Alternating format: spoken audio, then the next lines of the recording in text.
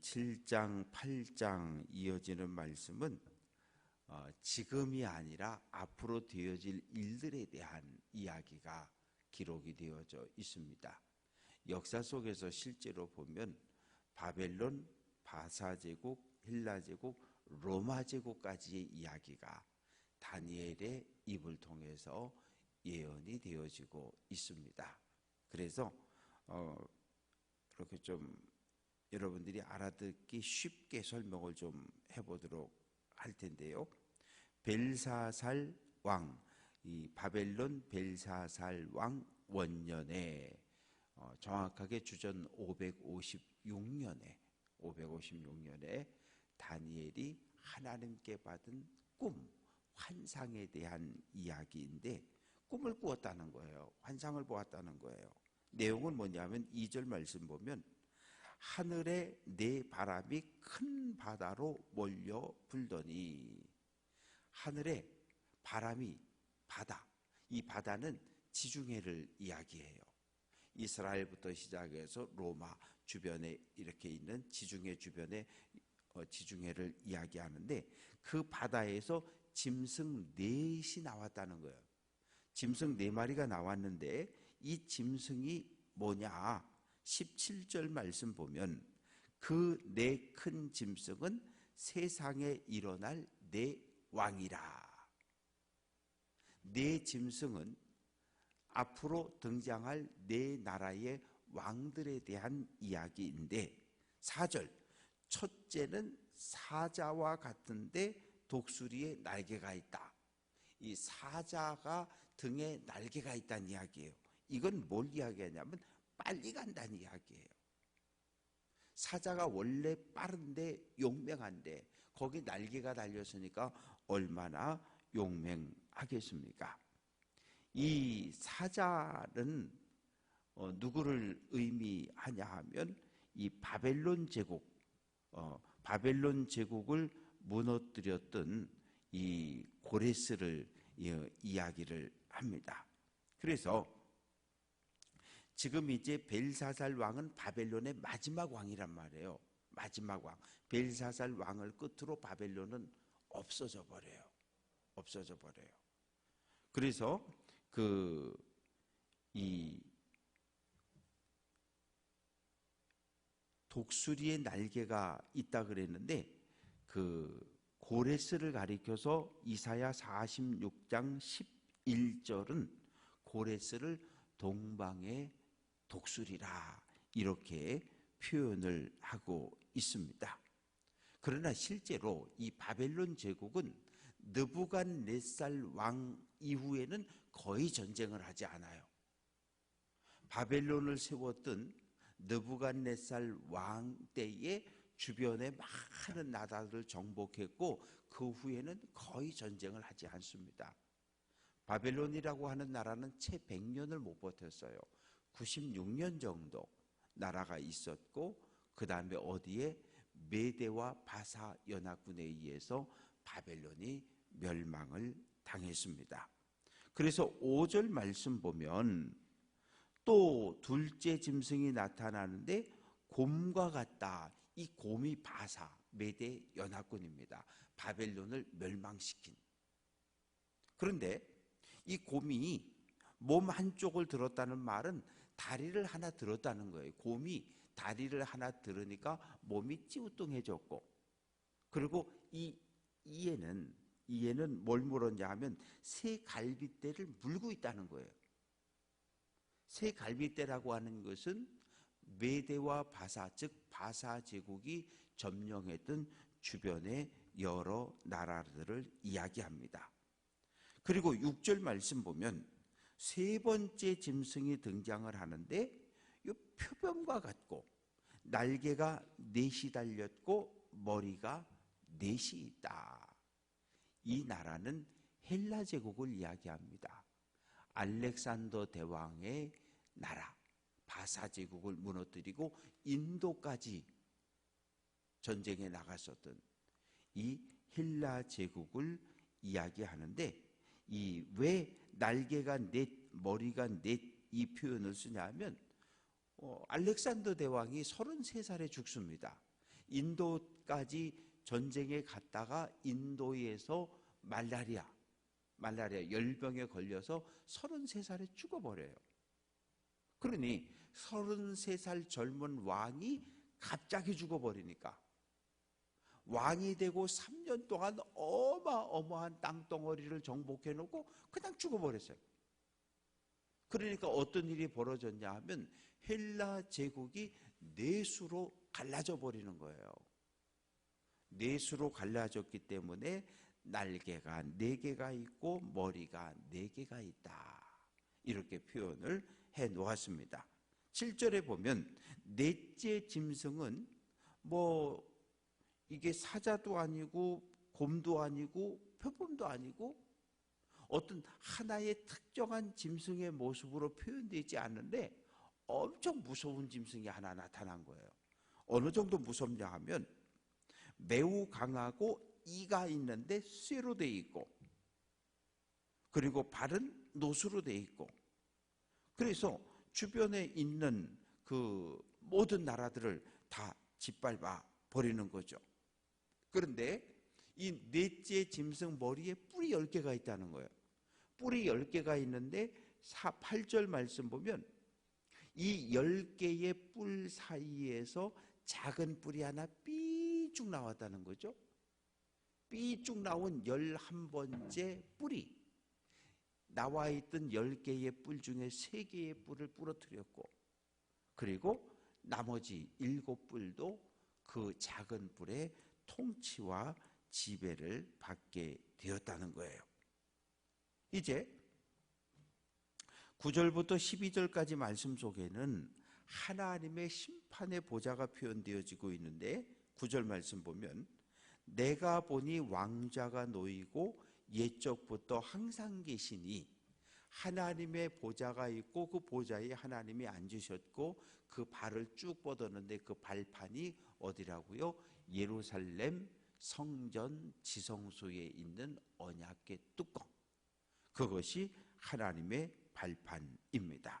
그런데 하나님이 앉아 계시는데 옷이 눈처럼 하얗고 머리털은 깨끗한 양의 털 같고 보좌는 불꽃이고 바퀴는 타오르는 불이다.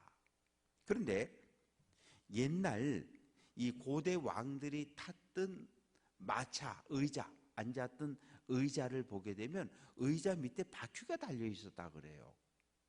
그래서 왕이 일어나서 걸어가는 게 아니라 왕이 의자에 딱 앉으면 바퀴가 달렸으니까 밀고 움직였다는 이야기죠. 그러한 의자에 앉으셨고 10절 말씀 보면 섬기는 자는 천천 모셔선 자는 만만, 즉 하나님을 섬기는 천군과 천사가 주변에 가득하고 10절 끝부분에 보면 심판을 베푸는데 책들이 펴져 있다. 책들이 펼쳐져 있어서 그 책에 그 나라와 그 민족과 그 사람의 죄악이 기록이 되어져 있는 심판의 책이 펼쳐져 있다는 거예요. 그래서 이제 11절 말씀을 보면 그때에 내가 작은 뿔이 말하는 큰 목소리로 말미암아 주목하여 보는 사이에 로마 제국에 10개의 뿔이 있고 11번째 작은 뿔이 나는데 이 작은 뿔이 누구냐 하면 하나님을 대적하는 적그리스도, 하나님을 대적하는 세력이거든요. 그 11번째 나온 작은 뿔이 뭐하냐 하면 그 작은 뿔이 말을 할 때 가만히 들어보는 사이에 짐승이 죽임을 당하고 그의 시체가 상한 바 되어 타오르는 불에 던져졌다. 11번째 뿔, 하나님을 대적하는 세력이 붙들려서 하나님의 법정에 심판을 받으러 가는데 계속 떠들고 있는 거예요. 내가 누군데 이러면서 계속해가지고 떠들고 있고, 그리고 이제 12절 말씀 보면 그 남은 짐승들은 그의 권세를 빼앗겼으나 바벨론 제국과 바사 제국과 헬라 제국은 다 망했어요. 망했는데 그 민족은 살아남은 거죠. 이스라엘이라는 나라는 망했지만 유대인이라는 이스라엘인이라고 하는 민족은 살아남은 것처럼 바벨론 제국도 망하고 바사 제국도 망하고 헬라 제국도 망했지만 그 백성들은 여전히 살아있다는 이야기예요. 그래서 12절 끝부분에 보면 정한 시기가 이르기를 기다렸다. 뭐냐 하면 아직 살아있다는 거예요. 누군가 나타나서 우리를 다시 구원해주고 세워주기를 기다리고 있다는 거죠. 그런데 13절 말씀 보면 밤에 환상을 보았는데 인자 같은 이가 하늘 구름을 타고 왔다. 여기서 말하는 인자는 사람의 아들인데 메시아를 상징을 하는 거죠. 이 세상을 구원할, 어디에서? 로마 제국의 억압으로부터 이 땅을 해방시킬 메시아가 하나님 앞에 왔다는 거예요. 그래서 이제 14절 말씀 보면 그에게 메시아에게 권세 영광 나라를 주고 모든 민족 모든 나라들로 하여금 메시아를 섬기게 했다. 메시아가 통치하는 나라는 영원할 것이다. 이런 생각을 유대인들은 예수님 오실 때까지 가지고 있었던 거예요. 왜? 바벨론 제국의 통치를 받았고 바사 제국의 통치를 받고 헬라 제국의 통치를 받고 로마 제국의 통치를 무려 700년 동안 계속 다른 나라의 식민 통치를 받다 보니까 그 마음속에 있는 건 뭐냐면 딱 하나밖에 없어요.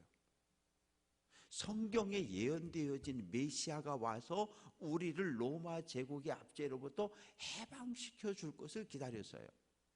그래서 병을 고치고 귀신을 내쫓고 바다 위를 걸어가는 예수님을 보면서 많은 사람들은 이분이 성경에 예언된 메시아가 맞다. 그래서 예수님을 쫓아다닌 거거든요. 이분이 우리 민족을 해방시킬 그 예언자가 맞다. 그래서 이제 15절부터 28절까지 말씀 속에는 해석과 관련된 이야기입니다. 15절 다니엘이 중심에 근심하며 머릿속에 환상이 나를 번민하게 할 때 이게 뭔 얘기야? 이게 무슨 꿈이야? 우리가 꿈을 꾸면 그냥 이렇게 뭐 화나고 웃고 이러는 꿈을 꾸면 오늘 좋은 일이 있을래나 보네 그냥 그러고 넘어갈 수 있는데 꿈을 꿨는데 이게 도대체 무슨 꿈인지 도저히 알지 못하겠고 분명히 뭔가 우리 가족에게 우리 자녀들에게 뭔가 문제가 생길 것 같은 꿈을 꿨는데 이 꿈의 내용이 도대체 이해가 안 되면 하루 종일 머리가 무겁고 그리고 기도할 수밖에 없잖아요. 하나님 꿈을 꿨는데 이 꿈이 도대체 무슨 꿈입니까? 지금 다니엘의 마음이 그런 거예요. 그래서 16절 하나님 곁에 모셔 선자들 즉 천사 중 하나에게 물어보는 거예요. 도대체 이게 무슨 꿈입니까? 첫째 짐승, 둘째 짐승, 셋째 짐승, 넷째 짐승이 등장하고 인자 같은 사람이 하나님의 보좌 앞에 등장을 하고 이게 도대체 무슨 꿈이냐고 물어보았더니 그 천사 중 하나가 16절 말씀 보면 그가 내게 말하여 그 일의 해석을 알려주었다. 내가 본 네 짐승은 앞으로 나타날 나라의 왕들을 이야기할 것이다. 그러면서 18절 말씀 보면 지극히 높으신 이 하나님의 성도들이 나라를 얻을 것이고 영원토록 메시아가 다스리는 나라에서 살아갈 것이다. 그런데 다니엘이 궁금한 거잖아요. 왜? 첫째, 둘째, 셋째 짐승은 알겠는데 넷째 짐승은 형상이 없으니까 궁금해서 넷째 짐승에 대해서 물어본 거죠. 아니 천사님, 그러면 넷째 짐승은 도대체 어떤 나라입니까? 아주 무섭게 생겼는데 이는 쇠고 발은 노시고 그냥 다 먹고 부시고 짓밟고, 그런데 이게 도대체 무슨 이야기입니까? 그래서 20절 말씀 보면 머리에 10뿔이 있고 11번째 뿔이 나왔는데 이 11번째 뿔은 눈도 있고 입도 있고 말도 한다는 거예요. 다른 10개의 뿔보다 훨씬 더 강한 그러한 왕이 등장을 한 거죠. 그래서 21절 보면 이 뿔이 성도들과 더불어 싸워 그들에게 이겼다. 11번째 작은 뿔은 하나님을 대적하는 적 그리스도인데, 적 그리스도가 성도와 교회와 싸워서 이겼다는 이야기, 성도가 졌다는 거예요. 이 말의 의미는 성도들이 고난과 박해와 어려움에 처하게 되었다. 그러나 22절, 옛적부터 항상 계시니 하나님이 와서 성도들을 위하여 원한을 풀어주었고, 이 말의 의미는 뭐냐 하면 성도들이 적 그리스도에 의해서 고난과 박해와 어려움을 겪지만 결국은 메시아가 이 땅에 오셔서 적 그리스도를 물리치고 성도를 구원해서 영원한 하나님의 나라를 세워갈 것을 이야기를 합니다. 그래서 이제 23절 말씀 보면 모신자가 천사가 말하되 넷째 짐승은 땅의 넷째 나라인데, 로마 제국인데 주변 모든 나라를 다 짓밟아 버릴 거라는 거예요. 다 짓밟아 버릴 거라고. 로마는 1000년 이상의 역사를 가진 나라예요. 우리는 반만년의 역사를 가지고 있으면서 주변 나라를 공격하고 정복한 일이 거의 없어요.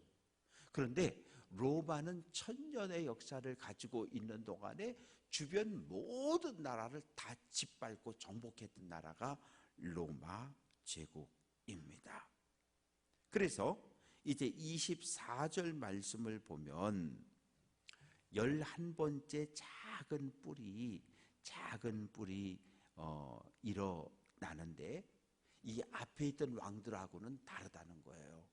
앞에 있던 왕들은 그래도 자비도 베풀고 선정도 가끔 베푸는데 11번째 일어난 작은 뿔은 적그리스도, 하나님을 대적하는 적그리스도는 그렇지 않다는 거예요. 25절 말씀 보면 장차 지극히 높으신 이를 말로 대적하고 하나님을 대적하고 지극히 높으신 이의 성도 하나님의 백성을 괴롭게 하고 또 때와 법을 고치고자 할 것이다. 이 말의 의미는 하나님이 정한 율법, 절기를 다 바꿔버린다는 거예요. 그래서 새로운 법을 만든다는 거죠. 새로운 법을 만들어 놓고 이 법을 지켜 행하지 않으면 다 죽이고 감옥에 가둔다는 거예요. 도대체 얼마나 오랜 기간 그런 고통을 겪어야 할까요?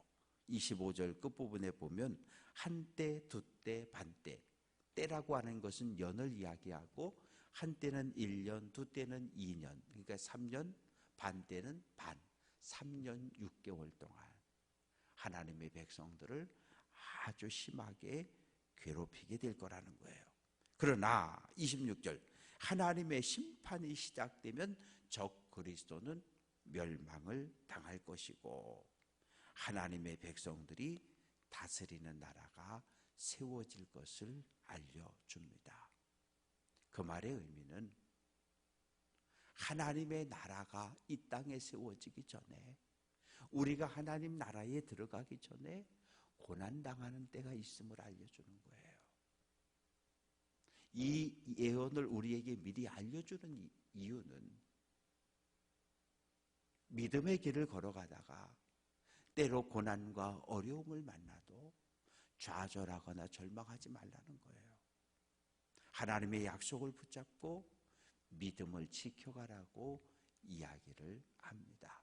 이제 오늘 말씀은 내일 말씀하고 계속 이어지기 때문에 내일 좀 더 자세하게 말씀을 드리도록 하겠습니다. 바라고 소망하는 것은 우리가 믿음의 길을 걸어가다 고난당하는 때가 있구나.